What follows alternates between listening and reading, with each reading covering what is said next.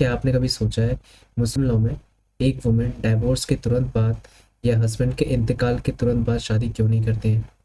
आज समझते हैं पीरियड ऑफ इद्दत के बारे में, क्या है और क्यों जरूरी है, जिसको पीरियड ऑफ प्योरिटी भी बोलते हैं। सिंपल वर्ड्स में इद्दत पीरियड का मतलब होता है पीरियड ऑफ वेटिंग। एक ऐसा पीरियड जहाँ पे मुस्लिम वुमेन को अलाउड नहीं होता है कि वो दोबारा शादी करे आफ्टर द डिवोर्स और after the death of their husband. ये टाइम होता है रुकने का, सोचने का एंड खुद को संभालने का टाइम होता है ये।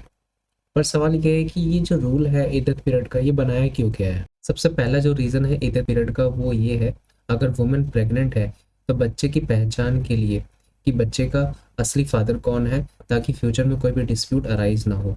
और सेकंड जो पीरियड है वो रिस्पेक्ट ऑफ पीरियड है कि हस्बैंड जब डेथ हो जाती है तो हस्बैंड को रिस्पेक्ट देने के लिए ये period. Third and most important reason ये है डेथ पीरियड का कि इसको पीरियड ऑफ हीलिंग भी बोलते हैं, कि एक हस्बैंड की डेथ के बाद या डाइवोर्स के बाद वुमेन को एक टाइम चाहिए होता है मेंटली, इमोशनली और सोसाइटल प्रेशर को ओवरकम करने के लिए, और उनको एक पीरियड ऑफ हीलिंग चाहिए होता है। अब सवाल है कि इद्दत पीरियड कितने टाइम तक चलती है? अगर वुमेन प्रेग्नेंट है तो till the date of the pregnancy. अगर वुमेन का जो हस्बैंड है उनकी डेथ हो गई है तो हस्बैंड की डेथ की डेट से 4 मंथ 10 डेज का टाइम होता है।